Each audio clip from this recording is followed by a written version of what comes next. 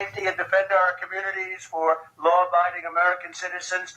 Look, the crime is most rampant right here and in African American communities, and more people see me and they say, sir, we want protection. We want police to protect us. We don't want to get robbed and mugged and beat up or killed because we want to walk across the street to buy a loaf of bread. They want it so badly. The fake news doesn't talk about it. But the black population wants law enforcement more than any other population. So Trump will declare martial law, which effectively means the military takes over for the police. Free speech becomes illegal. Protests become illegal. You have to have the permission of the military to do anything. And worse than that, the commander-in-chief, Trump, can do basically anything he wants. Literally. Okay? We may be looking at the end of American democracy, and we have 13 days left. Okay, here's my point. Please prepare your family for the worst. The other rumor is that they're going to seize all the guns. So if you have a gun, you want to keep it, you might want to bury it in your backyard.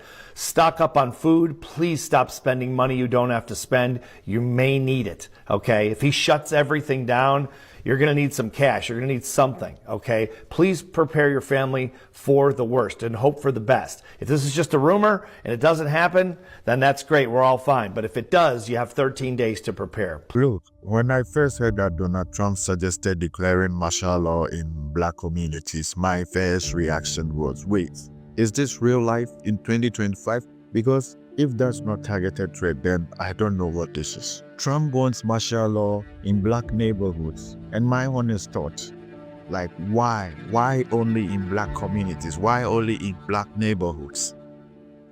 Now stick with me to the end, because I am going to break this down from the fear, the history, to the real reasons behind it. And most importantly, what black communities are actually asking for. President Trump has just officially declared martial law as of today, April 29th, 2025. Yesterday, he signed the executive order called Strengthening and Unleashing America's Law Enforcement to Pursue Criminals and to Protect Innocent Civilians. This is terrifying, and nobody is talking about it except Rolling Stone magazine for some reason. Please go to whitehouse.gov, read the full text yourself, and spread this word. In summary, he declares that the military, the police, and ICE shall be unleashed into the streets of America to root out anything they declare as crime.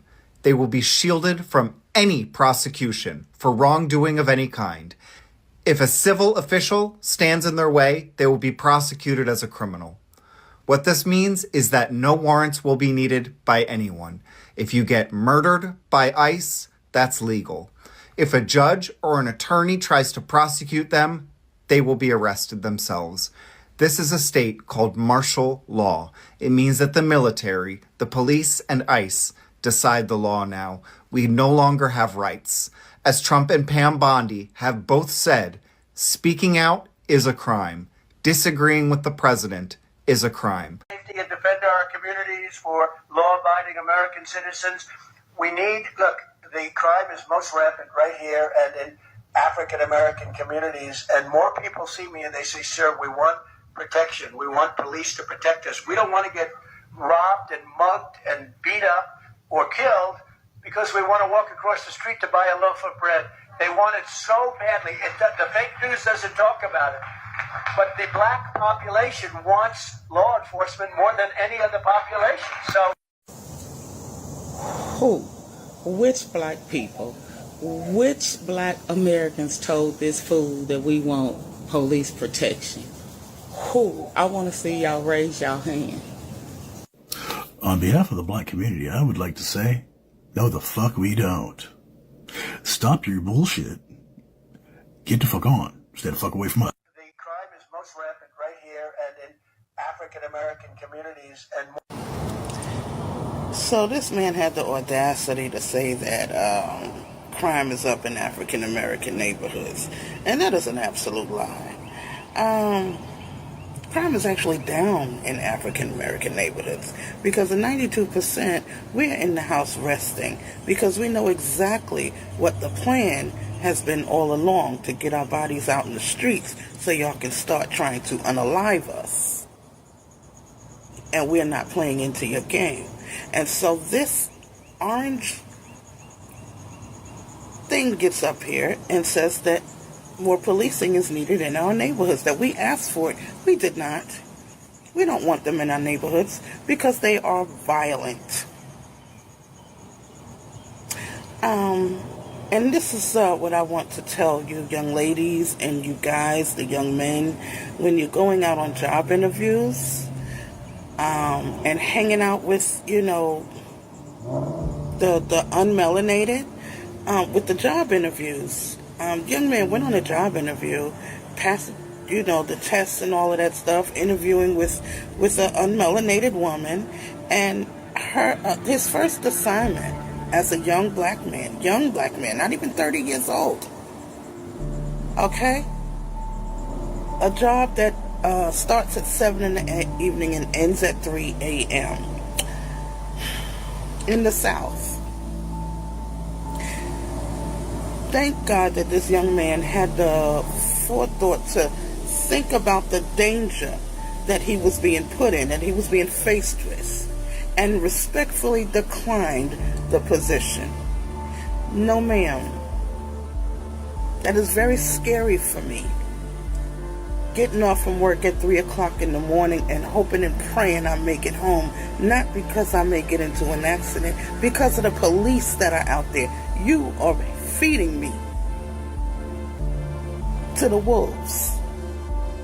The cops are out there hunting respectfully, and I don't need to be out there. And what I want to tell the 92% community is be careful, be mindful of things like that, especially when you're out there hanging with your friends and they want you to go to the store with them, or go to the store and pick something up in the middle of the night, at night, and you by yourself. Don't do it. Brothers, please stay home. Protect yourself. Think safety first. Because, you know, at the end of the day, you know, if you have a good mother, the first thing that she instills in you as you're growing up is safety first. That is paramount.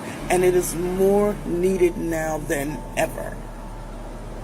Safety first. Do not let these snow bunnies have you out 3 o'clock in the morning, 2 o'clock in the morning, where you're likely to get stopped by the police.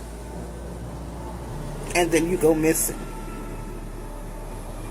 So please take heed to that. Because he's trying his best to send police into our neighborhoods, and we're not doing anything. We're not provoking anyone. You know, the Karens out here, you know, that everybody's out here with the hard ER word. You know, they are really trying to provoke us. Stay in the house. Stay in the house. And don't take no jobs that have you getting off at 12 at any time in the middle of the night. Because it's their hunting grounds. Police are out hunting. They're hunting humans. Black people. Let's be clear about that. News doesn't talk about it, but the black population wants law enforcement. You know, this is not just politics, but rather very personal. You know, let me say this very clearly. Black people, yes, we want to feel safe. We want our kids to walk home from school without fear. And we want peace in our streets. No question about that. But military tanks in our neighborhoods, come on. Soldiers patrolling our blocks. This is not protection, but rather pure provocation, you know, because martial law would suspend our rights, speech, protests, even freedom of movement. So you're telling me the solution to crime is to treat citizens like enemies of the state? Come on. That's not about safety, but rather about control. But let me ask you one thing. Why only black neighborhoods? Let's be very real here. What makes this even more disturbing is how targeted this idea is. He didn't just say martial law in high